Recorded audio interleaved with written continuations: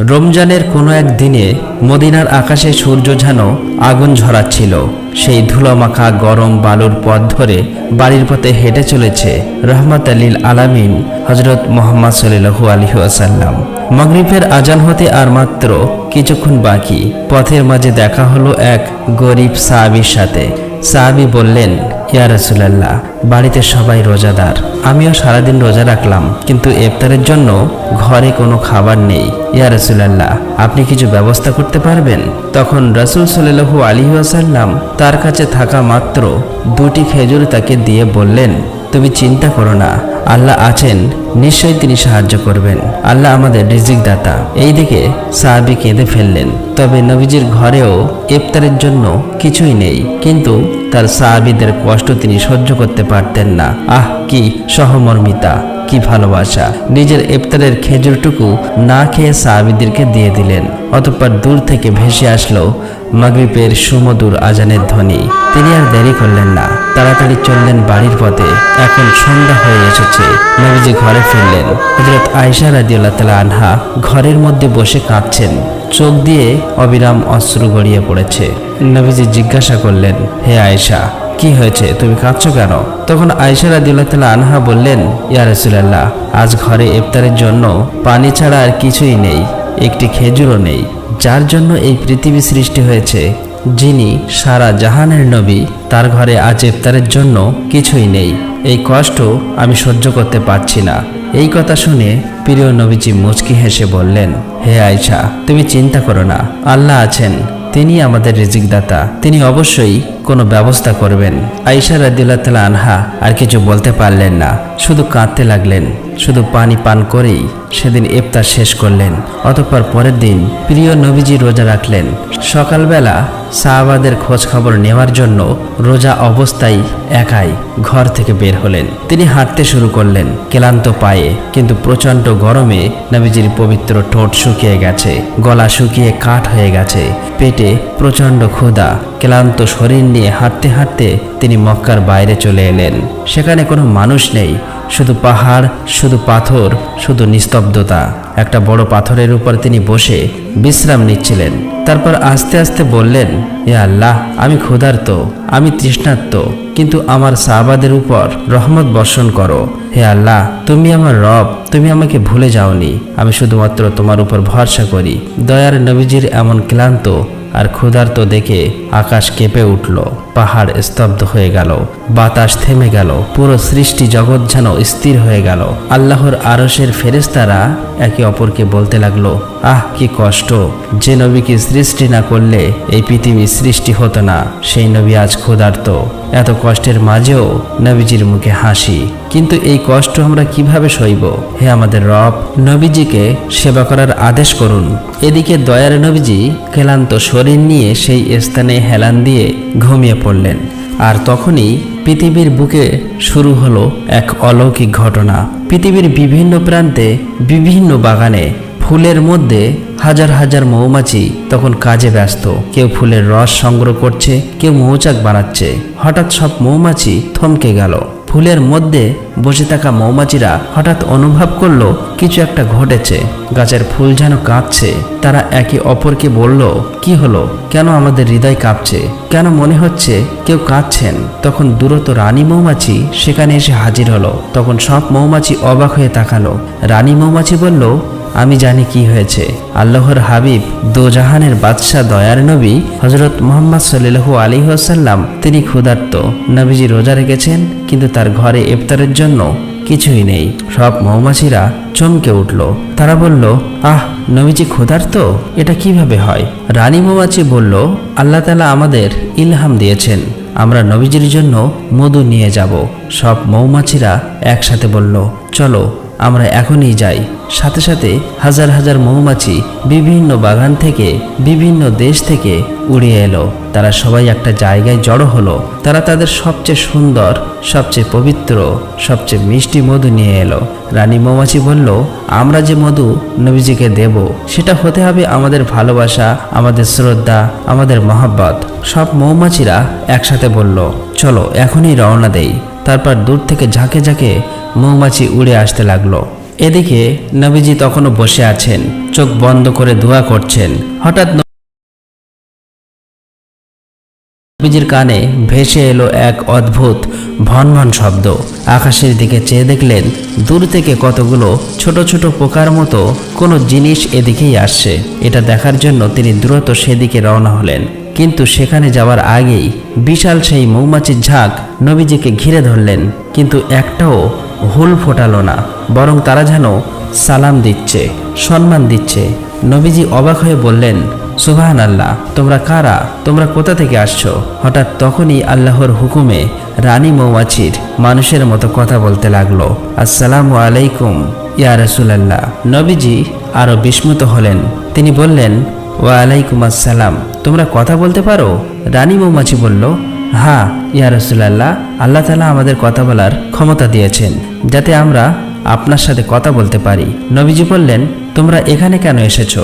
রানী মৌমাছি কাঁপা গলায় বলল, ইয়া রাসূলুল্লাহ, আমরা জানি আজ আপনার ঘরে ইফতারের জন্য কিছুই নেই। আপনি ক্ষুধার্ত, আপনি তৃষ্ণার্ত, তাই তো আমরা আপনার জন্য মধু নিয়ে এসেছি। নবীজি বললেন, আমি তো কারোর সাথে বলিনি, তোমরা কিভাবে জানলে? যে স্থানে দাঁড়িয়ে এসব কথা বলছিলেন সেখানে কোনো ছায়া ছিল না। তাই মৌমাছির দল বলল, ইয়া রাসূলুল্লাহ, আপনি একটি গাছের ছায়ায় বিশ্রাম নিন, আমরা সব বলছি। এই কথা বলার সাথে সাথেই এক টুকরো মেঘ নবীজির মাথার উপরে এসে ছায়া দিল। মৌমাছির এইসব কথা শুনে নবীজি হেসে ফেললেন, তারপরে একটি গাছের নিচে গেলেন। তখন মৌমাছির দল বলল, ইয়া রাসূলুল্লাহ, আপনি যখন ক্ষুধার্ত ছিলেন, কষ্টে ছিলেন, আমরা তখন ফুলের মধ্যে রস পান করছিলাম। হঠাৎই দেখি ফুলগুলো কেঁদে উঠল, গাছেরা কেঁদেছে, পাহাড়েরা কেঁদেছে, আর আমরা মৌমাছিরা আপনার নাম নিয়ে বেঁচে আছি। আমরা কিভাবে চুপ করে থাকতে পারি? দয়ার নবীজি অবাক হয়ে গেলেন এবং বললেন, তোমরা আমার নাম নিয়ে বেঁচে আছো? এটা কি বলছো? আর তোমরা কিভাবে মধু তৈরি করো? তখন রানী মৌমাছি বলল, ইয়া রাসূলুল্লাহ, আমরা সারাদিন ফুলে ফুলে ঘুরি, বিভিন্ন রকম ফুলের রস সংগ্রহ করি। কোনো ফুল টক, কোনো ফুল তেতো, আবার কোনো ফুল মিষ্টি। আমরা সব রকম রস পান করি, সেই রস আমাদের পেটে হজম হয় এবং তারপর আমরা সেটা বের করে দেই, মলত্যাগ করি। দয়ার নবীজি বললেন, তাহলে এত মিষ্টি হয় কিভাবে? রানী মৌমাছি বলল, ইয়া রাসূলুল্লাহ, আল্লাহর হুকুমে আমরা একটি পবিত্র নাম উচ্চারণ করি, একটি মহান নামের জিকির করি, আর সেই নামের রহমত বরকত থেকে মধু এত মিষ্টি হয়। তারপর সকল মৌমাছি মিলে জিকির করতে লাগলো, লা ইলাহা ইল্লাল্লাহু মুহাম্মাদুর রাসূলুল্লাহ। সব মৌমাছিরা একসাথে সুরেলা কণ্ঠে জিকির করতে করতে আকাশ কাঁপিয়ে দিল। আর একদল মৌমাছি পবিত্র সেই মধু একটি গাছের পাতার উপর এনে দিল। তারা বলল, ইয়া রাসূলুল্লাহ, দয়া করে এই মধু দিয়ে ইফতার করবেন। নবীজির চোখ দিয়ে অশ্রু ধারা বয়ে গেল। তিনি মাথা নিচু করে ফেললেন। তিনি কাঁদতে কাঁদতে বললেন, আমি তো শুধু আল্লাহর গোলাম। মৌমাছিরা বলল, ইয়া রাসূলুল্লাহ, আপনার নাম শুধু একটা নাম নয়, এটা রহমত, এটা বরকত, এটা শিফা।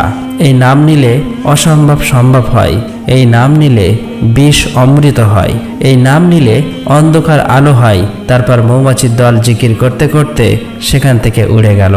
কিন্তু কিছু মৌমাছি নবীজিকে পাহারা দেওয়ার জন্য আশেপাশেই ঘুরতে লাগলো। নবীজি হাত তুলে আল্লাহর দরবারে দোয়া করলেন, ইয়া আল্লাহ, তুমি আমার নামকে এত সম্মান দিলে, এত মর্যাদা দিলে, আমি কি করে তোমার শুকরিয়া আদায় করব। তখন প্রায় ইফতারের সময় চলে এসেছে। সূর্য পশ্চিমে ঢলে পড়েছে। নবীজি দ্রুত চললেন বাড়ির পথে, আর সাথে সাথে কিছু মৌমাছির দল পাহারা দিয়ে পিছন পিছন চললেন। অতঃপর রাসূল সাল্লাল্লাহু আলাইহি ওয়াসাল্লাম বাড়ি ফিরে এলেন।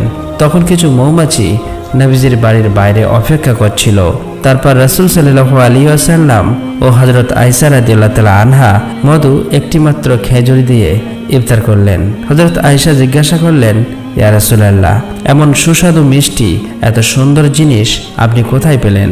তারপর নবীজি হযরত আয়েশাকে সমস্ত কথা বললেন। অতঃপর হযরত আয়েশা ও রাসূল সাল্লাল্লাহু আলাইহি ওয়াসাল্লাম একসাথে বললেন, মাশাআল্লাহ, এত মিষ্টি, এত সুস্বাদু, এত পবিত্র মধু, এতে তোমাদের ভালোবাসা মিশে আছে, তোমাদের মহব্বত মিশে আছে। মৌমাছিরা বাইরে থেকে এইসব কথা শুনতে পেয়ে খুশিতে উঠতে লাগলো। তারা বলল, আলহামদুলিল্লাহ, দয়ার নবীজি আমাদের তৈরি করা মধু খেলেন, আজ আমাদের জীবন সার্থক হয়ে গেল। তারা আল্লাহর দরবারে শুকরিয়া জানালেন। তারপর মৌমাছিরা উড়ে গেল, কিন্তু তাদের জিকির শোনা যাচ্ছিল, লা ইলাহা ইল্লাল্লাহ মুহাম্মাদুর রাসূলুল্লাহ। অতঃপর রাসূল সাল্লাল্লাহু আলাইহি ওয়াসাল্লাম কিছু মধু সাহাবীদের দেওয়ার জন্য সাথে নিলেন, আর দেরি করলেন না। এই সংবাদ দেওয়ার জন্য সাথে সাথেই তিনি রওনা হলেন সাহাবীদের কাছে। কিছুক্ষণ পর যখন তিনি সাহাবীদের কাছে পৌঁছালেন, সাহাবীরা তাকে দেখে অবাক হয়ে গেলেন। হযরত আবু বকর রাদিয়াল্লাহু তাআলা আনহু বললেন, ইয়া রাসূলুল্লাহ, আপনার চেহারায় আজ বিশেষ নূর দেখা যাচ্ছে, কি হয়েছে? নবীজি হেসে বললেন, আবু বকর, আজ আল্লাহ তাআলা আমাদের জন্য এমন ব্যবস্থা করেছেন যা তোমরা শুনলে অবাক হয়ে যাবে। তারপর সেই মধু তাদের সামনে রাখলো, আর নবীজি বলল, আজ আমরা ঘরে ইফতারের জন্য কিছু ছিল না, আমি পাহাড়ে গিয়ে আল্লাহর কাছে দোয়া করলাম, তখন হাজার হাজার মৌমাছি এসে আমার জন্য মধু নিয়ে এলো, তোমাদের জন্য কিছু নিয়ে এসেছি। সাহাবারা শুনছেন। হযরত ওমর রাদিয়াল্লাহু তাআলা আনহু উঠে দাঁড়িয়ে গেলেন, তার চোখ দিয়ে অশ্রু গড়িয়ে পড়ছে। তিনি বললেন, আল্লাহু আকবার, আল্লাহু আকবার, ইয়া রাসূলুল্লাহ, আপনার নামে কি বরকত। সাহাবারা সবাই একসাথে সুবহানাল্লাহ বলে উঠলেন। তাদের ঈমান আরো মজবুত হলো। পরের দিন পুরো মক্কায় এই ঘটনা ছড়িয়ে গেল। মুসলমানরা খুশিতে আত্মহারা। তারা অন্যদের কাছে গিয়ে বলতে লাগলো, আমাদের নবী সত্য, আল্লাহ আমাদের নবীকে ভালোবাসেন, তিনি তার জন্য মৌমাছি পাঠিয়েছেন এবং আমাদের জন্য তা থেকে সুস্বাদু মধু দিয়েছেন। এটা আল্লাহর এক নিদর্শন। ভাইয়েরা, আপনারা মুহাম্মদ সাল্লাল্লাহু আলাইহি ওয়াসাল্লামকে নবী বলে মেনে নিন। কিছু লোক এটা বিশ্বাস করল না, কিন্তু কাফেররা শুনে অবাক হয়ে গেল, তাদের বিশ্বাস হলো না। তাদের মধ্য থেকে একজন আবু জাহেলের কাছে এসে বলল, হুজুর, এতদিন তো শুনেছেন অন্য কথা, এখন মুহাম্মদ সাল্লাল্লাহু আলাইহি ওয়াসাল্লাম এক নতুন মিথ্যা কথা বলছে। তারা বলছে ছোট্ট মৌমাছি নাকি তাদের জন্য মিষ্টি মধু নামক কোনো তরল পদার্থ এনেছেন, যা খেতে অতি সুস্বাদু। এই মধু নাকি অনেক রোগের ঔষধ। এইসব কথা কি আপনি বিশ্বাস করেন? এই কথা শুনে আবু জাহেল অত্যন্ত রেগে গিয়ে বলল, ও মানুষকে বোকা বানানোর চেষ্টা করছে, মিথ্যা বলছে, ইসলাম ধর্ম গ্রহণের চেষ্টা করছে, এটা আমরা কোনো মতেই হতে দেব না। মৌমাছিরা কিভাবে মধু নিয়ে আসবে? এর একটা ব্যবস্থা করতেই হবে। অতঃপর তারা গরিব মুসলিমদের ধরে ধরে অত্যাচার করত আর বলতো, আমরা যা খাই, যা পান করি, এসব তো আমাদের দেবতার দান প্রকৃতর নিয়ম। এভাবেই কাফেররা আল্লাহর নিদর্শনকে অস্বীকার করত। একদিন এক সাহাবী মুহাম্মদ সাল্লাল্লাহু আলাইহি ওয়াসাল্লাম ও আল্লাহর নিদর্শন সম্পর্কে মানুষকে বোঝানোর এই অপরাধে কাফেররা তাকে ধরে নিয়ে অত্যাচার করতে থাকে আর বলে, এসব মিথ্যা, আমরা মানি না, এসব কিছু আমাদের দেবতার দান প্রকৃতর নিয়ম। যারা মুহাম্মদ সাল্লাল্লাহু আলাইহি ওয়াসাল্লামকে নবী বলে মানবে এবং তার ধর্ম পালন করবে, তাদের উপর এমনই অত্যাচার করব। এত কষ্ট পাবার পরেও তাদের ঈমান কখনো হারিয়ে যায়নি, বরং ঈমান আরো মজবুত হয়েছিল। এদিকে এক সাহাবী নবীজির কাছে গিয়ে বললেন, ইয়া রাসূলুল্লাহ, কাফেররা অসহায় মুসলিমদের উপর নির্যাতন করছে, অত্যাচার করছে, তারা আল্লাহর নিদর্শনকে বিশ্বাস করছে না, তোমাকে নবী বলে মেনে নিচ্ছে না। ইয়া রাসূলুল্লাহ, এর বিচার করুন। অতঃপর রাতের বেলা রাসূল সাল্লাল্লাহু আলাইহি ওয়াসাল্লাম চোখের জল নিয়ে আকাশে তাকালেন এবং দোয়া করে বললেন, হে আমার রব, তুমি আমাদের রক্ষা করো। যারা আল্লাহর নিদর্শনকে মেনে নেয় না, তাদেরকে হেদায়েত দান করো। হে আল্লাহ, কাফেরদের হাত থেকে তাদেরকে রক্ষা করো। এই দোয়া শেষ করার সাথে সাথেই আকাশ কেঁপে উঠল, একটা তীব্র নূর নেমে এলো। নবীজি তাকিয়ে দেখলেন জিবরাইল আলাইহিস সালাম নেমে আসলেন। জিবরাইল আলাইহিস সালাম এসে বললেন, আসসালামু আলাইকুম ইয়া রাসূলুল্লাহ, আমি আল্লাহর পক্ষ থেকে ওহী নিয়ে এসেছি। নবীজি বললেন, ওয়া আলাইকুম আসসালাম ইয়া জিবরাইল। জিবরাইল আলাইহিস সালাম বললেন, আল্লাহ তাআলা একটি নতুন সূরা নাযিল করেছেন, এই সূরার নাম হবে সূরা আল নাহল। নবীজি চমকে উঠলেন এবং বললেন, মৌমাছির সূরা? জিবরাইল আলাইহিস সালাম বললেন, হ্যাঁ, এই সূরায় আল্লাহ তাআলা মৌমাছিদের সম্পর্কে বলবেন, মধু সম্পর্কে বলবেন এবং মানুষকে তার নিয়ামতের কথা মনে করিয়ে দেবেন। তারপর জিবরাইল আলাইহিস সালাম আল্লাহর বাণী পাঠ করতে শুরু করলেন, যার বাংলা অর্থ, আর তোমার রব মৌমাছিকে নির্দেশ দিয়েছেন যে পাহাড়ে, গাছে এবং মানুষ যে গৃহ নির্মাণ করে তাতে তুমি ঘর বানাও। তারপর প্রত্যেক ফল খাও এবং তোমার রবের সহজ পথে চলো। তার পেট থেকে বিভিন্ন রঙের পানীয় মধু বের হয়, যাতে মানুষের জন্য রয়েছে শিক্ষা, রোগ নিরাময়। নিশ্চয়ই এতে চিন্তাশীল কওমের জন্য নিদর্শন রয়েছে। সূরা আল নাহল 68-69। এই আয়াত শোনার সাথে সাথেই নবীজি সিজদায় পড়ে গেলেন। তিনি কাঁদতে কাঁদতে বললেন, আলহামদুলিল্লাহ। আল্লাহ তাআলা মৌমাছিদের সম্পর্কে একটি পুরো সূরা নাযিল করলেন এবং বললেন যে মধুতে শিফা আছে। জিবরাইল আলাইহিস সালাম বললেন, ইয়া রাসূলুল্লাহ, এই সূরা এখন নাজিল হলো কারণ আল্লাহ তাআলা চান মানুষ জানুক মৌমাছিরা আল্লাহর বিশেষ সৃষ্টি। তারা সরাসরি আল্লাহর ইলহাম পায়, এই মধুতে শিফা আছে। এই কথা বলে জিবরাইল আলাইহিস সালাম আকাশে উঠে গেলেন।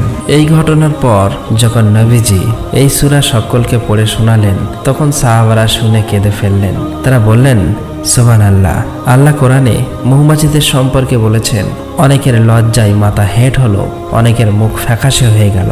অনেকে বিশ্বাস করলেও আবু জাহেল তখনও বিশ্বাস করতে পারেনি। তারপর থেকে কাফেরদের অত্যাচার কিছুটা হলেও কমে গিয়েছিল। তারা জানতো কিন্তু বিশ্বাস করত না। আল্লাহর নিদর্শনকে ইচ্ছা করেই অস্বীকার করত। এই সংবাদ পুরো মক্কায় ছড়িয়ে গেল। কিন্তু কিছু সত্য সন্ধানী কাফের যারা সত্য খুঁজছিল, তারা ভাবতে শুরু করলো। আবু জাহেল সেই ব্যক্তিকে বলল, তুমি লুকিয়ে লুকিয়ে লক্ষ্য রাখবে মুহাম্মদ মিথ্যা বলছে কিনা। সেই ব্যক্তি একদিন লুকিয়ে লুকিয়ে এই ঘটনা জানার জন্য একটা মৌমাছির মৌচাকের কাছে গেল। সে লুকিয়ে এক কোণে বসে থাকলো। কিছুক্ষণ পর সে যা দেখলো তার চোখেও বিশ্বাস করতে পারল না। সে হতবাক হয়ে গেল। সে দেখলো মৌমাছিরা যখন মধু তৈরি করছে, তখন তাদের ডানার শব্দ একটা বিশেষ সুর তৈরি করেছে। সেই সুর কান পেতে শুনছে।